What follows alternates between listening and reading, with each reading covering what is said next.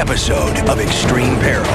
I saw him slip off the bar, and I knew that wasn't part of the act. They gotta have a plan to get him back up. There's no way he was gonna get up on that plane. It felt like the hospital was just picked up into the air and smacked down onto the ground again. We have to transfer 21 babies in the middle of a major emergency.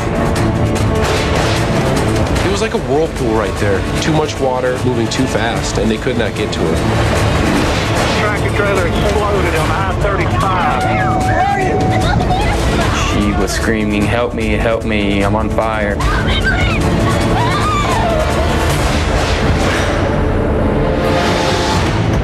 Uh-oh, something's happening up there. I saw him slip off the bar, and I knew it wasn't part of the act. You just kind of freeze as you watch this and you wonder, okay, now what? Now what are we going to do? He was hanging way down below the aircraft. There is no way they could land the plane with him under there without killing him.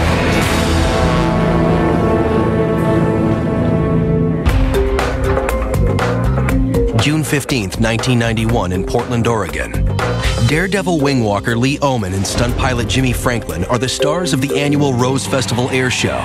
Man of many daredevil talents. Veteran air show announcer Sandy Sanders calls the action. Facing speeds in excess of 180 miles an hour and forces of 6 times that of gravity, Oman will do his routine through loops, rolls, and hammerheads. Today, Lee and Jimmy up the ante with The Hang, a breathtaking stunt they've revived from wing walking's glory days in the 1920s and 30s. Lee walks on air as he hangs from a special crossbar on the landing gear, just one of the many upgrades designed to make his plane safe for stunt work. The 50-year-old Waco UPF-7 has a reinforced airframe that can handle the added stress when Lee's moving around on the wings. And the big 450 horsepower Pratt & Whitney motor is almost twice as powerful as the biplane's original equipment. The only drawback for Lee is the added prop wash that hits him when he's doing his stunts. The plane's going about 70 to 80 miles an hour, but as they're going through the prop wash, it could probably double that. It's a cold, misty day, but they do the stunt twice so a photographer can take some publicity shots. Wouldn't you think that Lee get a little tired hanging down there, and to say nothing of being cold? I was watching as Lee tried one time to get up. Uh-oh, something's happening up there. And then tried another time to get up. I saw him slip off the bar, and I knew that wasn't part of the act. Jimmy probably hit a bump. But bump's pretty hard. I mean, it just goes boom, like that, and it happens that quick. The hard bump instantly snaps Lee to the end of the 6-foot safety cable he's attached to. The shock is so great that it rips much of his safety harness to shreds. The invisible wires come into play. He was trying to literally climb that cable. It was too wet, and there's no way he could have done it. He'd get up a little bit, but he'd slide back down. And I'm thinking, they gotta have a plan to get him back up. The first plan Jimmy and Lee come up with involves rolling the plane so that Lee can grab onto some part of the aircraft. I saw Jimmy trying to do different maneuvers to rock him to get to one of the wings. That didn't work. Next, Jimmy puts the plane into a dive, hoping he can use gravitational forces similar to those experienced on a roller coaster to get Lee closer. When the biplane flies straight and level, Lee feels the normal pull of gravity, or 1G. But when Jimmy suddenly puts the plane into a steep dive, it's similar to what happens when the coaster starts that big drop. Negative G forces seem to suspend Lee in midair while the plane comes to him. But horrified spectators immediately see the problem with these maneuvers. Lee's safety cable is too long. There's a huge engine in front of him and a huge propeller, and he's swinging around like a pendulum underneath there. And I'm thinking, oh, I don't want to watch this. This is bad. By By now, Lee has been dangling in cold, wet 80-mile-per-hour winds for 15 minutes, and he's rapidly losing strength. I knew darn well he was getting hypothermia and everything. He just got weak. There's no way he was going to get up on that plane. Lee's time is running out, and so is the biplane's fuel. Jimmy carries enough fuel on board that aircraft to do the act, no extra. Crews on the ground estimate the plane has only a few minutes worth of fuel left, but the only way Lee can live is if the plane stays airborne. There is no way they could have landed the plane with him under there without killing him. Even on the grass, it would have just torn him up. And then Jim did talk about dropping him in the water. That would have killed him. And then somebody said, pickup truck. It was just like all the light switches came on. Let's get a pickup truck. I have an idea that we're probably going to try a pickup truck transfer. This attempt to transfer Lee from the plane to the bed of a pickup truck is complicated and dangerous. The Hillsborough Airport's main runway is 6,600 feet long. Jimmy's biplane has to maintain a minimum airspeed of 60 miles per hour. The pickup, loaded with 4 adult men, will need at least a quarter of the runway's length to match the biplane's speed. What nobody knows is whether they'll run out of runway before they can cut Lee's safety line and save his life.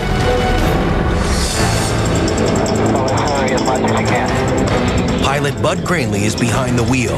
3 other air show veterans are in the back. We only had one shot to make this work. On your left side.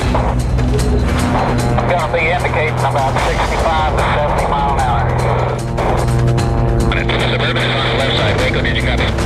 No winds right now. 170 As Jimmy makes his final approach,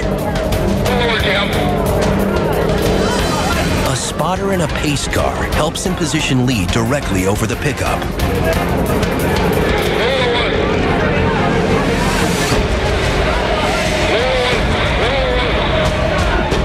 I could see Lee coming at me. I grabbed him by the arm, and then we all had him. Jimmy heard on the radio from the other vehicle that we had him.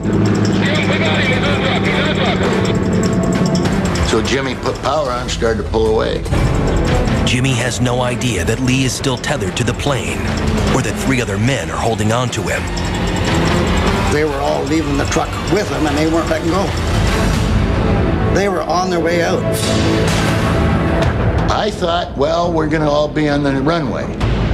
Bob has to cut the nylon safety harness, but the powerful plane is pulling Lee just out of his reach. I was thinking, how long can I stay here? How long is the runway? How far out of the pickup can I get and still fall back into the pickup truck if we got him loose? The plane drags Lee and his 3 rescuers towards the top of the cab before Bob's knife finally reaches its mark.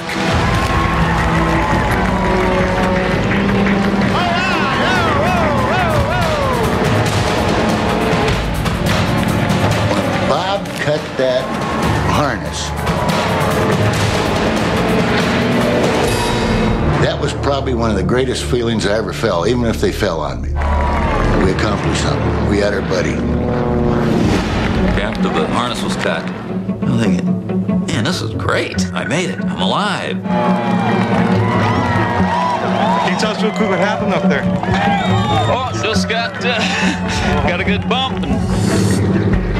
I was there 1 second. Uh-oh, something's happening up there. Quarter second later, it says, I'm at the end of this cable. So it's like, what happened? As Lee perilously swings from the end of his safety line, he quickly realizes that this situation is completely beyond his control. Biggest worry was running out of fuel.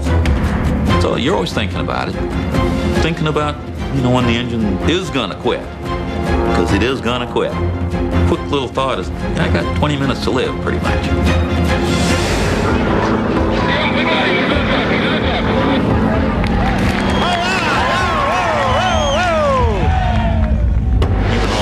Cold and freezing, and my suit's tore up.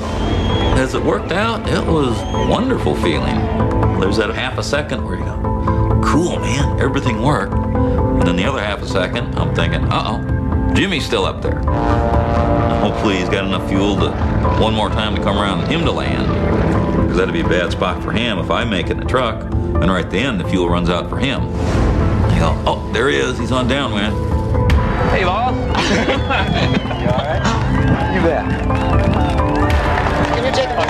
Despite his incredibly close call, 2 weeks later, Lee is back up in the air. Just got to get up and do it again, or you never will.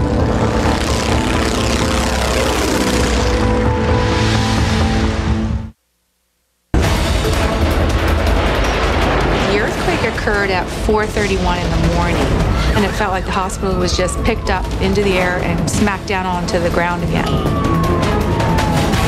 I called the neonatal, nobody answered. I was really panicked. Where's the babies?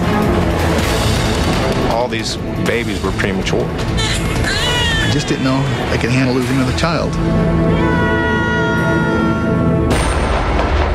On January 17th, 1994 at 4:31 a.m., a magnitude 6.7 earthquake strikes the Los Angeles community of Northridge in the San Fernando Valley.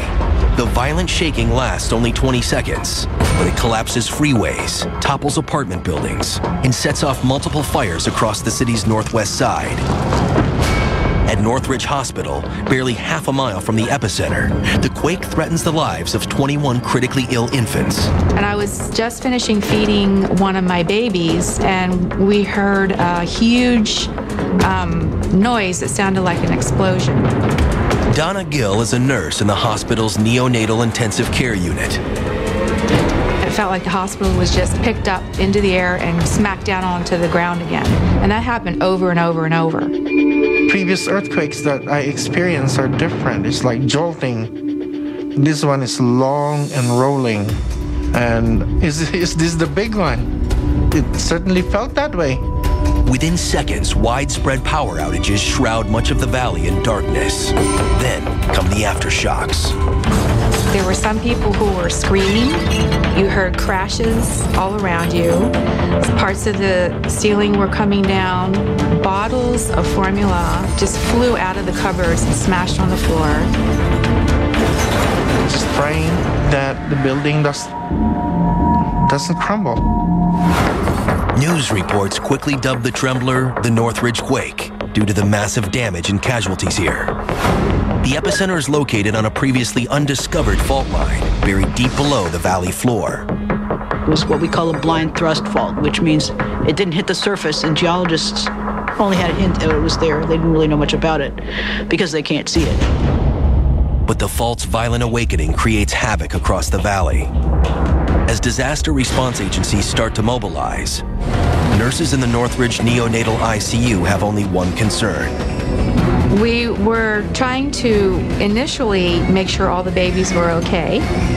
I remember one of the respiratory therapists crying and said, I think one of the babies is not alive anymore. Fortunately, that report wasn't true. Miraculously, all 21 infants are unharmed. Damage to the ICU and worries about the hospital structure itself mean the babies have to be moved immediately. They'll be disconnected from the IVs, pumps, and ventilators that keep them alive. Their fates are now completely in their nurses' hands. In downtown Los Angeles, Mike Sorotsky, an air personality for a local radio station, is at work when the earthquake hits. I thought for sure the building I was in was going to collapse. But in the next instant, Mike's thoughts turn to his month-old son, Robbie, a severely premature baby who's being cared for at Northridge Hospital. We were terrified. We didn't know what to do. Was somebody with him, or was he okay, or was he going to be alive? We didn't know. Mike's wife, Tina, is at their home with their daughter. Last time we had left, his incubator was in front of a window. I called the neonatal, nobody answered. So then I was really panicked because, okay, where's the babies? Mike tries to drive to the hospital, but because sections of 2 major freeways have collapsed, he goes home instead. Did something happen? He fall out the window? I just didn't know. I had lost one before Ron. So I always had it in my mind that I might lose him, you know. I just didn't know if I could handle losing another child. The hospital's phone lines are down. Violent aftershocks are creating cracks in the emergency room floor. But without power and fearing structural instability, nurses decide to move the babies to that ground floor ER. We would wrap them in a couple of blankets, and I was taking care of 2 babies myself, so I carried one in each arm. We had to go about 5 times up and down the stairs, and all these times there were aftershocks after aftershocks, and I said, oh, this is scary, come on, let's hurry up. Well, this part of the building might crumble, we don't know. Through these vicious jolts, nurses move all 21 infants to the hospital's emergency room, which is quickly filling up with people injured in the earthquake. It looked like a war zone. We had 21 babies, and we had to figure out what to do with all of them, because it's not set up for babies in the emergency room. And to keep track of them, we put their names on pieces of tape and just put it right across their forehead. For now, all the babies are in stable condition, but it's not safe for them to stay in the ER. 8:30, 4 hours after the earthquake, Dr. Barry Halpern is the first neonatologist to arrive at the hospital. The concern was if a baby developed a problem, we might be hard-pressed to deal with it. So we were going to have to transfer 21 babies out of the hospital in the middle of a major emergency, which was going to be a problem. I knew right away. Worried staff members using a 2-way radio make desperate pleas for helicopters and medical transport teams that can safely move the critical care infants to other hospitals. It wasn't a situation where you could just hand babies over and they were going to hold them in the helicopter. They needed to be in a secure environment, hooked up to monitors with trained nurses and therapists and physicians around monitoring their care. When you have to do something that involves children possibly being hurt, you know, to me, you got to pull out all the stops and do what you can for that. Sergeant Sean Sterling and others from the Marine Corps Air Station in El Toro will fly the babies 70 miles south to another hospital. I'd done 52 rescues up to that point, and I'd never seen anything like this. The whole scene was chaos. Nurses are having to hold babies in their arms using syringes and hand pumps to keep them hydrated and breathing. We had a lot of babies who had been on high sugar solutions that were no longer on high sugar solutions. Having all their IVs suddenly be stopped, they were all at risk for having a low blood sugar. The intravenous lines carry a mixture of dextrose, a sugar solution, and heparin, a blood thinner. Because these tiny infants cannot consume or digest milk, the IV solution provides them with a sugar they must have for their brains to develop normally. We had to start a couple of IVs down there under really adverse conditions. The Marines land a chopper in a parking lot near Northridge Hospital and prepare for their passengers. And it was during that wait where one of the major aftershocks actually hit. There's getting a tremor right now.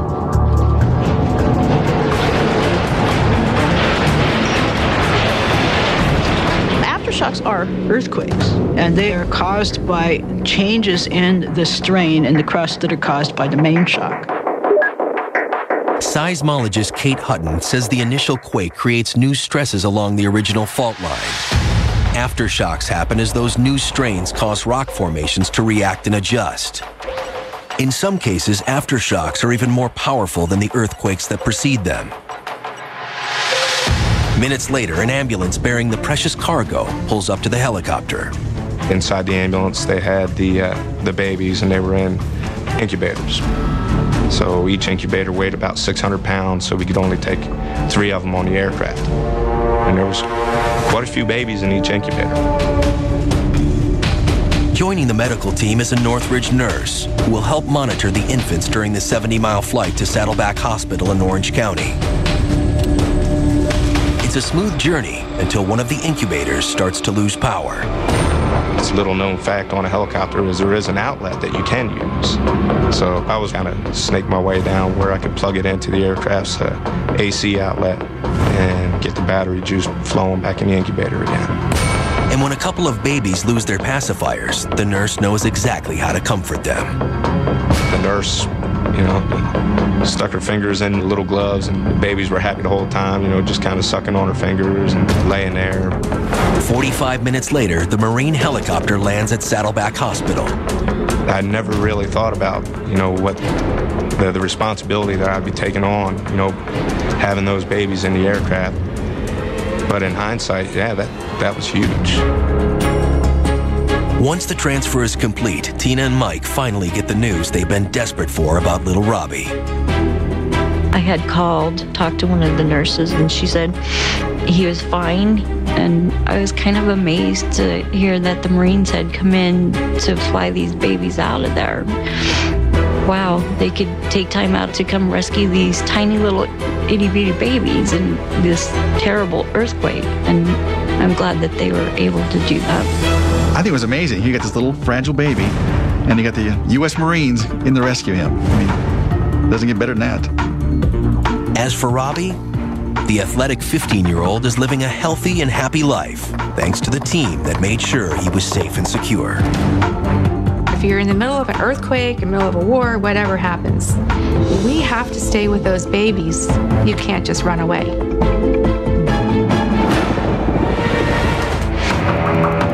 Well, I think as of that year of the earthquake, I've been practicing for about 20 years and certainly had never come up with anything remotely as challenging as this seemed it was going to be.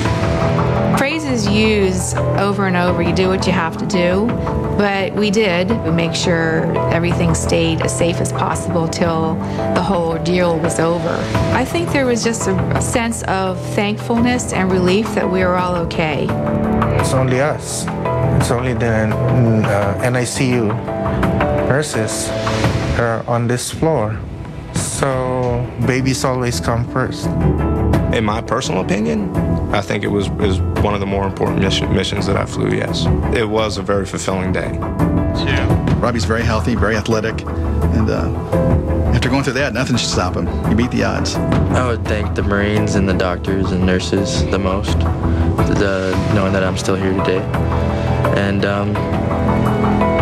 just thank them a lot. He's actually turned out, I think, perfect. It'll be a day I'll never forget. I mean, it's amazing how a fragile little baby and an earthquake brought not just our family closer, but the doctors and nurses and the U.S. Marines. It touched all of us.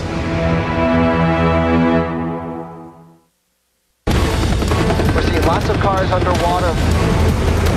Water was coming from the west. Water was coming from the north. And it was converging right basically at her car. At that point, it was a raging river, which was a very scary place. She was absolutely in the worst position she could be in.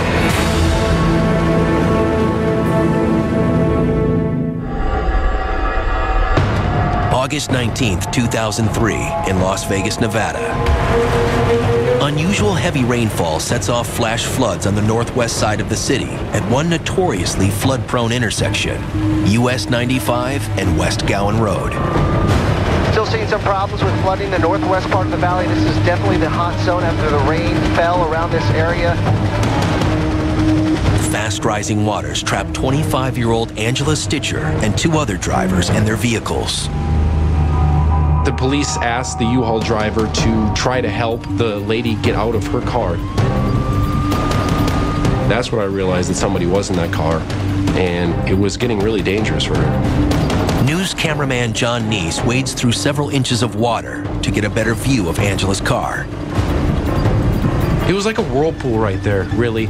Water was coming from the west, water was coming from the north, and it was converging right basically at her car and the U-Haul. It was just too much water for one little place. In a typical year, Las Vegas Valley gets 4.5 inches of rain. This location got 3+ inches of rain, which is more than 2/3 of its annual rainfall in less than 1 hour. The thunderstorm developed over the Spring Mountains about 3:30 in the afternoon, and then it slowly moved southeastward towards the city.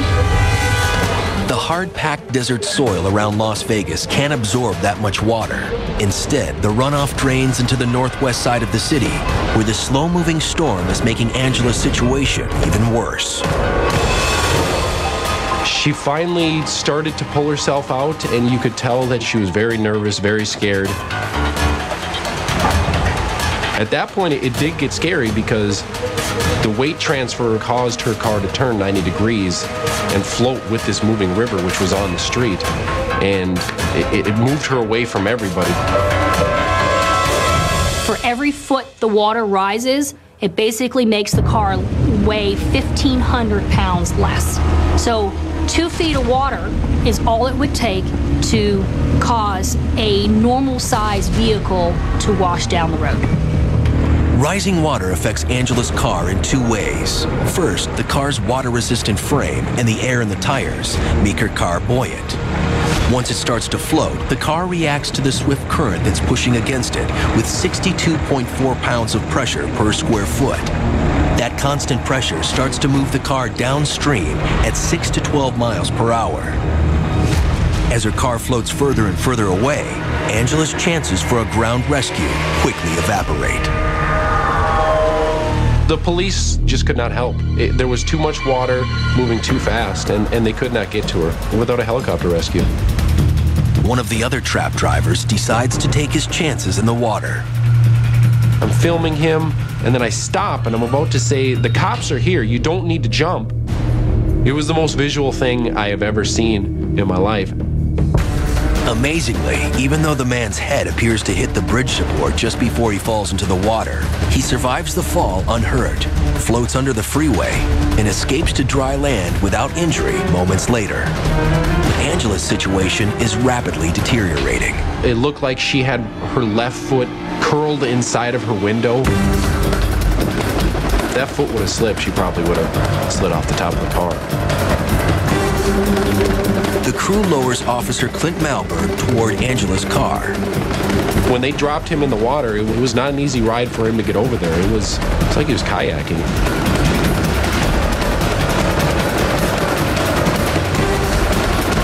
But when Clint finally reaches her car, he immediately realizes something's not right. When I got down to her, I tried to answer me, to recognize I was even there, and she didn't even do that. Torrential rainfall in Las Vegas creates flash floods that trap dozens of motorists in their vehicles.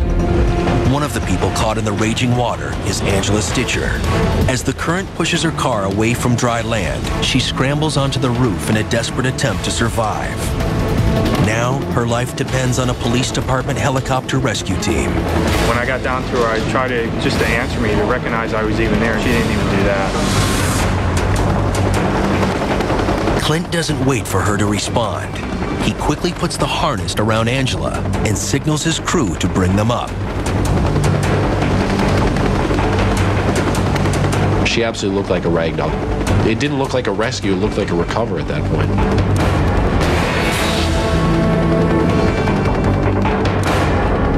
Angela appears to be lifeless, but she's not dead. She's suffering the effects of a panic attack. When I originally got stuck in traffic, it was only a couple of inches. But went from a couple of inches to a couple of feet in a matter of minutes. Angela gets caught in the flash flood as she's on her way to pick up her children from daycare. I was used to having panic attacks, but this was something that was just bigger than I'd ever dealt with, and I didn't know what to do. This was beyond my control, and it scared me. Under the stress of a panic attack, your cognitive abilities, your ability to think, can be impaired almost instantly. It essentially costs you about 50 IQ points almost right away.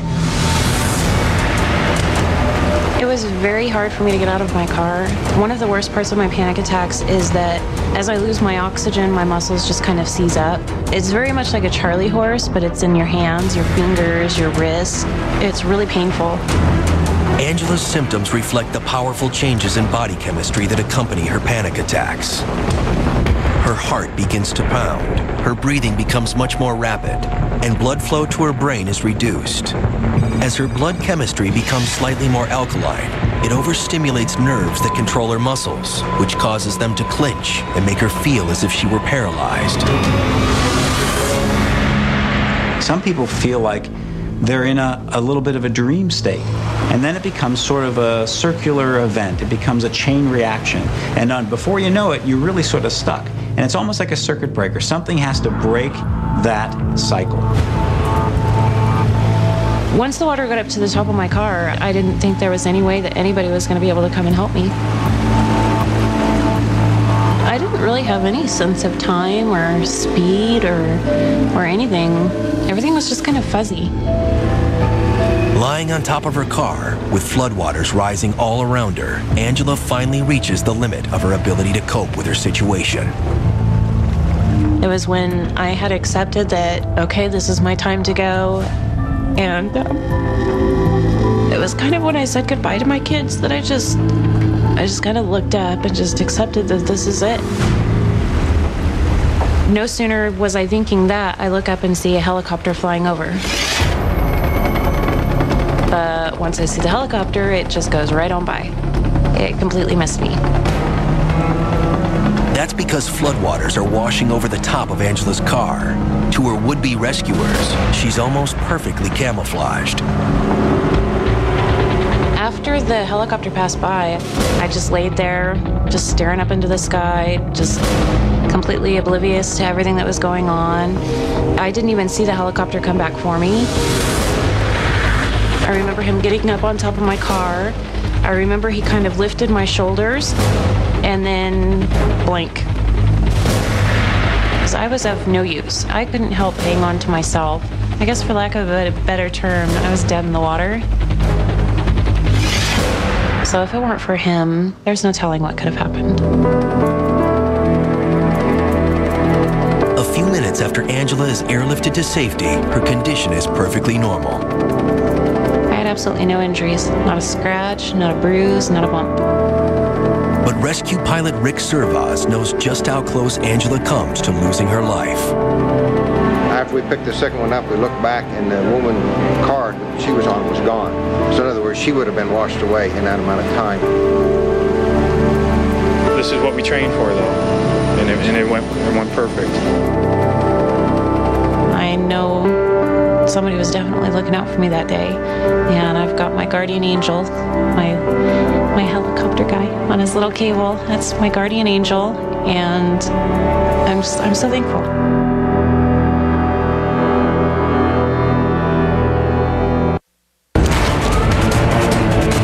The heat was just unbearable. You couldn't stand in that heat for very long at all without getting burned.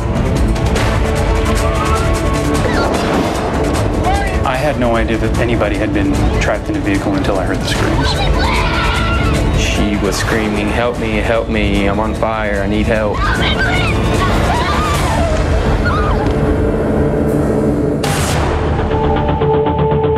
Interstate 35 is a busy 6-lane highway that runs north and south through Moore, Oklahoma, just south of Oklahoma City.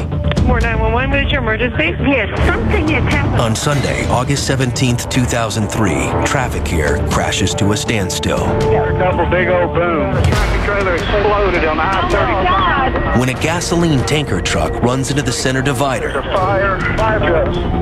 and explodes into flames. Going Tesco, respond truck fire southbound lanes of I-35 southbound and south of 4th Street. 9,000 gallons of burning gasoline and diesel fuel create a towering column of toxic black smoke that can be seen for miles. I don't have any idea what's going on. Greg Parsons, Randy Blair, and his son Stephen are only 100 feet from the highway when the accident occurs. As soon as I walked outside from my front porch, you could see the smoke. That is huge. It goes all the way across. The flames were probably, I'd say, 100 foot in the air. He did get out of the truck.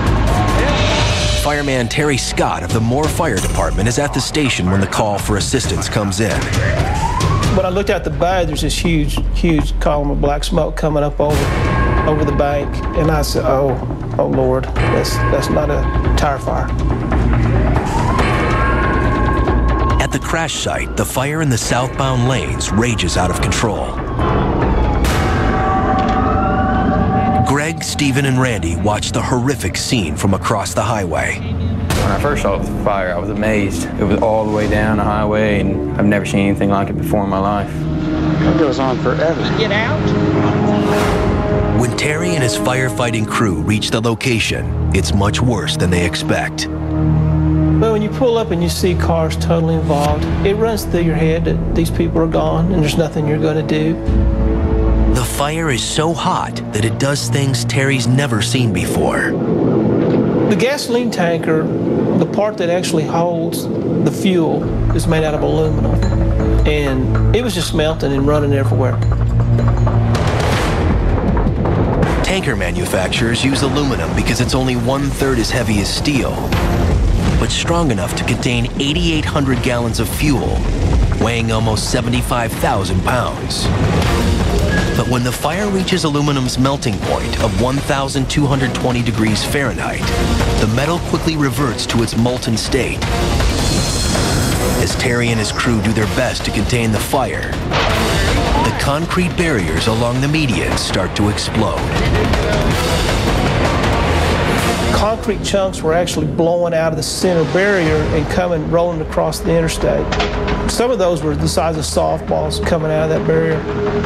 So hot right now. Oh, come on. And shifting winds are now blowing clouds of toxic smoke across the entire highway. Can't see anything.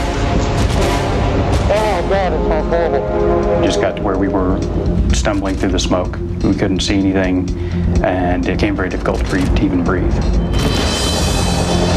There were several cars popping out of that smoke, coming northbound, and there's no way they could see. And I thought, gosh, if these people wreck, if they run into each other, we're going to have a difficult time ever getting to them and extricating them. I couldn't even see my dad standing right next to me. And about that time, we turned around, you know, to start walking back up to the house to get away from all of it, and we heard a girl screaming. Hello? The screams are coming from somewhere deep within the wall of smoke. We all took off running towards the car with my dad and Greg. We kept pushing forward. Hello? Right here. And at that point, the black smoke and the heat was just making it even harder to help. So we all three just kept telling her to keep screaming so we can hear her voice. I can't see you. Where are you?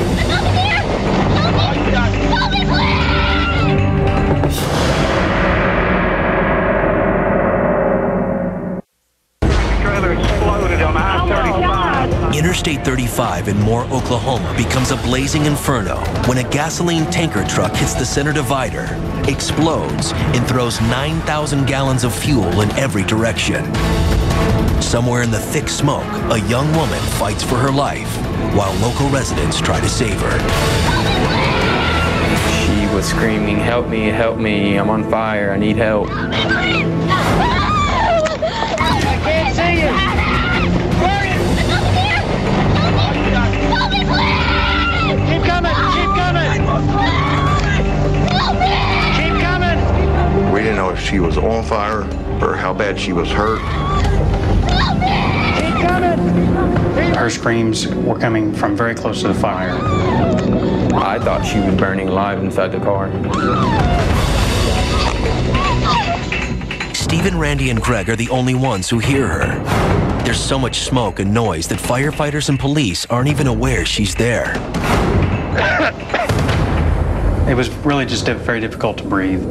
The smoke was very thick, and you could taste it. It's hard to describe the taste. It tasted like the smell of burning oil. I could feel it in my mouth and in my nose. The smoke they're inhaling is laced with toxic chemical compounds that survive the combustion of gasoline and diesel fuel. In addition, tiny soot particles enter their airways, causing irritation and making breathing difficult. The most immediate danger from the smoke is its high levels of carbon monoxide and carbon dioxide, both of which deprive them of the oxygen they need to survive. When my son took off Me and Greg followed him in there. We just went toward her screaming, and it was just solid black smoke. I just pictured if my daughter was in that same situation, I would hope that somebody would help her. I can't see you. Where are you? When she grabbed onto me, it startled me. Where